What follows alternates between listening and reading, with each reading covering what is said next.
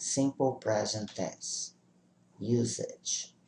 Usamos o verbo no Simple Present to talk about a present action that is always true. Para falar de uma ação presente que é sempre verdadeira. Por exemplo, the sun rises in the east. O sol nasce no leste. Não temos como mudar esse tipo de ação. To talk about lasting present actions.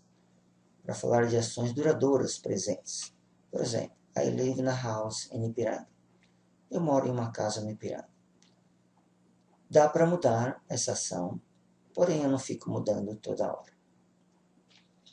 E um terceiro uso, to talk about daily routine. Para falar da rotina diária. Exemplo, I go to English class once a week. Eu vou para a aula de inglês uma vez por semana. Ok, agora então vamos ver a forma do Simple Present. Affirmative form, forma afirmativa. Nós partimos do infinitivo de qualquer verbo, menos do verbo to be, e conjugamos da seguinte maneira para essas pessoas. I, que é eu, you, você ou vocês, we, que é nós, and they, que é eles. Vamos conjugar da seguinte maneira. I work for a bank. Eu trabalho para um banco. Pegamos o verbo trabalhar e tiramos do infinitivo o to e colocamos o verbo na sentença sem qualquer alteração. No segundo exemplo, you live em São Paulo. Você mora em São Paulo. Também não houve alteração, só retiramos o to do infinitivo. We read books every day. Nós lemos livros todos os dias. Aqui é o mesmo caso. They speak two languages. Eles falam duas línguas.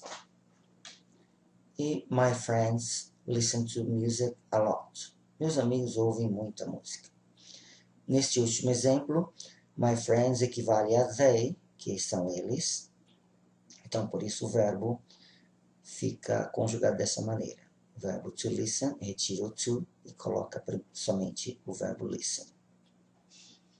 Agora, se conjugarmos na afirmativa para a terceira pessoa do singular, ou seja, he, she ou it, o verbo ele vai ganhar um S.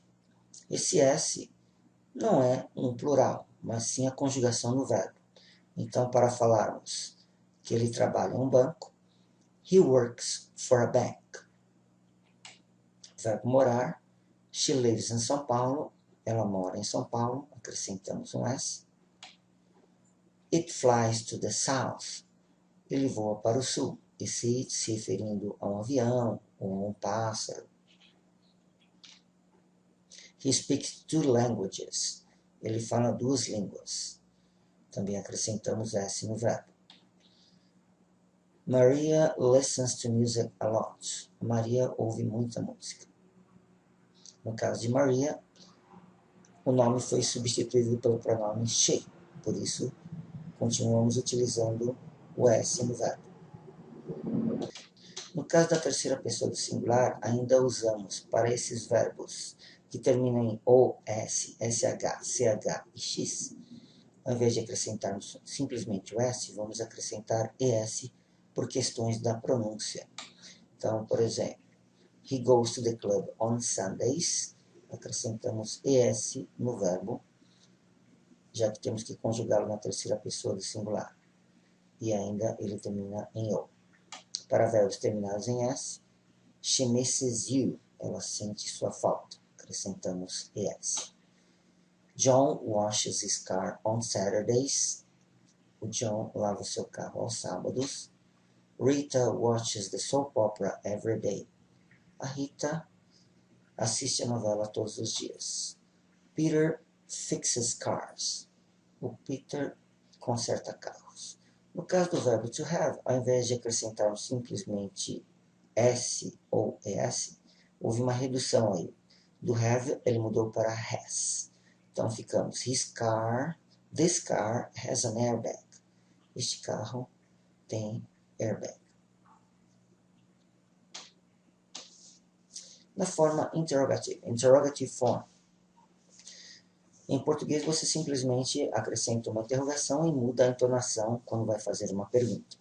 No caso do inglês, você é obrigado a usar um verbo auxiliar. Esse verbo auxiliar, do, no caso, não tem uma tradução, mas ele tem a função de transformar o verbo, de transformar a frase numa pergunta, e ao mesmo tempo uma pergunta que está no presente.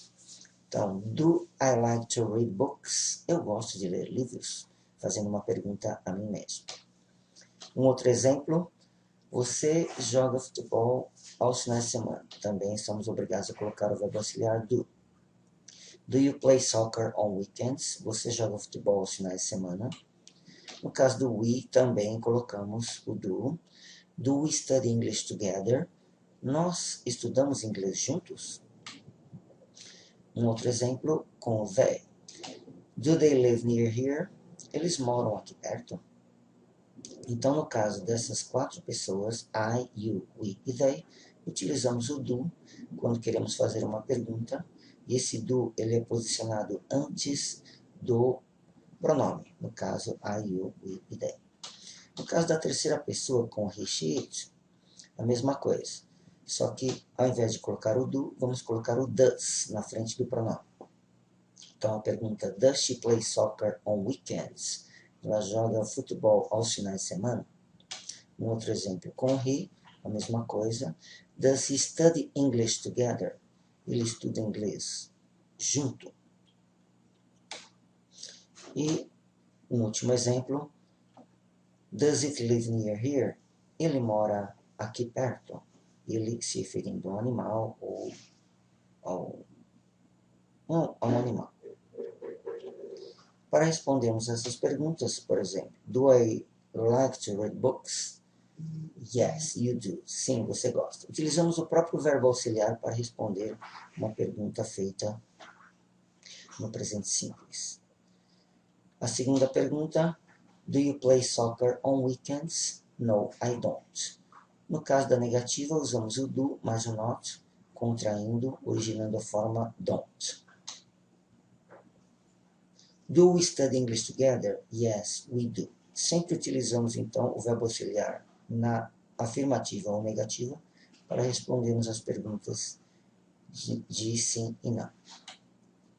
Do they live near here? No, they don't. Não, eles não moram. No caso da terceira pessoa, does she play soccer on weekends? Yes, she does. Sim, ela joga. Utilizamos o verbo auxiliar também, does. Does he study English together? No, he doesn't. Não, ele não estuda. E por último, does it live near here?